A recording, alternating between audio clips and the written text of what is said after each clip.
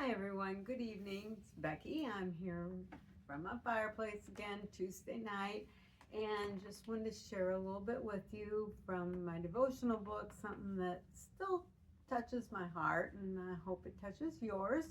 Again, the book, Driving Out Fear with Hope. And don't worry, it's not an earthquake, it's the cat's hitting my stand. Oh, come here.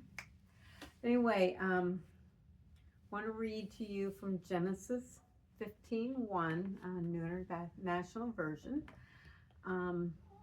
After this, the word of the Lord came to Abram in a vision.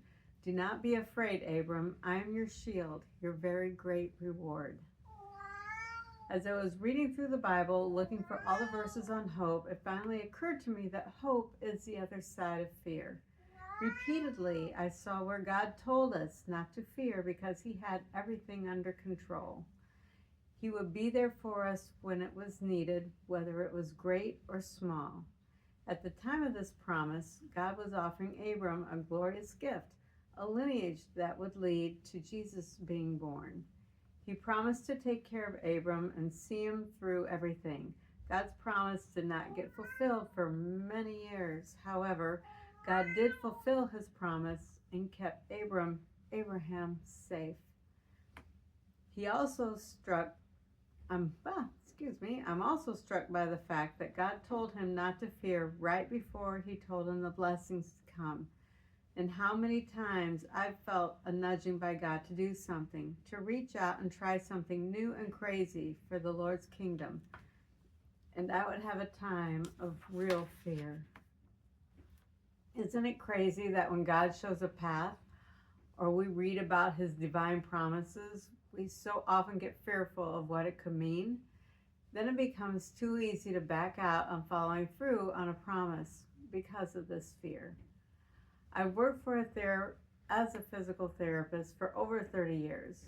Frequently, I have told people that I know there is a God and that he wanted me to be a physical therapist because I got into physical therapy school when the odds were against it.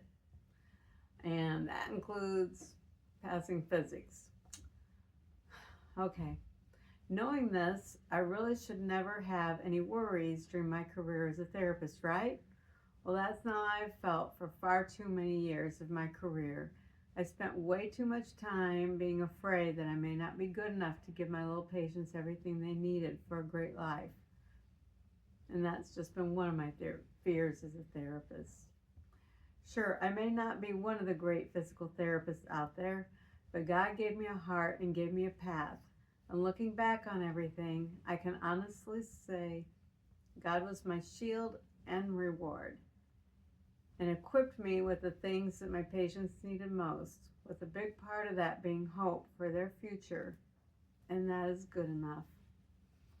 Yeah, many times I've been fearful. I've been fearful that I might have documented something wrong, that I may have, done a treatment wrong, may have so many things.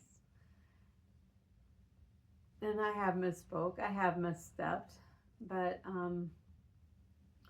God gave me a lot of grace. And most of that comes from the grace that came from the people around me, from some of the parents, from my bosses, from my coworkers. I always try to say the right thing, but doesn't mean I always hit it just right. But anyway, God's been there, and I've gotten less fearful over the years that I could be doing something wrong, or that get fired,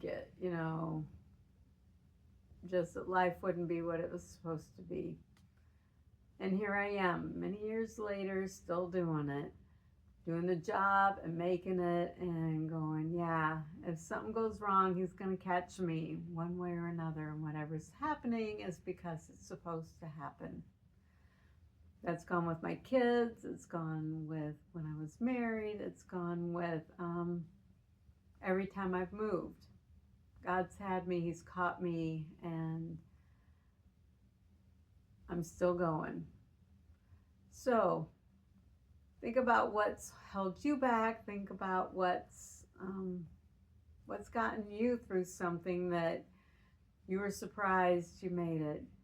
Drop a comment in it.